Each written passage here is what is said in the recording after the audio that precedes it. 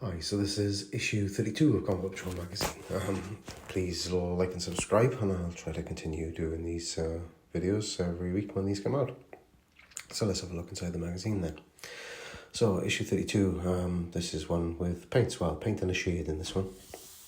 So yeah, let's just open this up and have a quick little look. Yeah, the paint issues, yeah, they're okay, you know, but it's a $9.99 magazine, and you're not really getting that value. So we've got Raglan Flesh Tone, and we've got Uruk Flesh base coat there. So GW selling them for $7.50 if you're buying the two from there, and then you probably get it for about $6.80 if you're buying it from third parties, then like Firestorm in this example. So yeah, it's not quite the value of the magazine. So let's see what we get inside then. So because it's paint, it's how to paint. So this goes back through all the models we've already received, giving you instructions on how to use that Raglan Flesh Tone across the models within there. I don't think any of them are using any of the Uruk Flesh, but bearing in mind we have got the old Combat Patrol set coming up. It's a good few more issues time now, but so we'll probably use all of that there. So yeah, that's where your model should be. Then it talks about the Long War then, after the during the Horus Heresy when it collapsed and the Chaos Marines retreated into the warp. Talks about different characters, talks about the traitor legions then, picks up an Alpha Legion here. Next page, what we got? We've got World Bearers, we've got Iron Warriors and Night Lords. Touch on more or less on what their sort of fighting styles are. Then it continues with the Silver Templar story, which has been ongoing.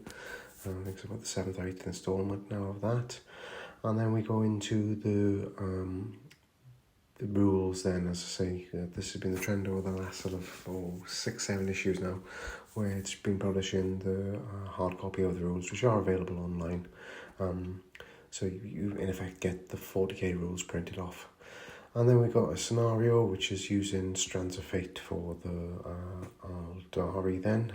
I think initially you roll 12d6. If you're happy with them, you can take all 12, or you roll them again, but you drop a d6 every time you roll. And then you can use one of those dice instead of rolling, but you've got to declare before the roll, I believe it was, if you're using an Aldari army. Then it goes on to do a little scenario then, for your Strands of Fate, where you're fighting against some Space Marines. And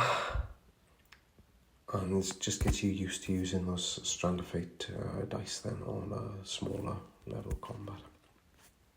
It talks about both the turns that they normally do in these sort of combat scenarios or playthroughs.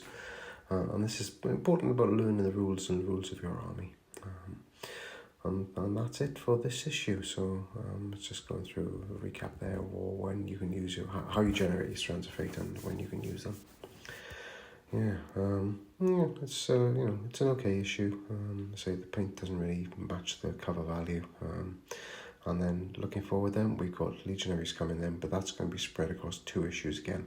I got the magazines here, so I'll probably do some videos of them now over the weekend. Thanks guys, please like and subscribe for me to continue. Bye.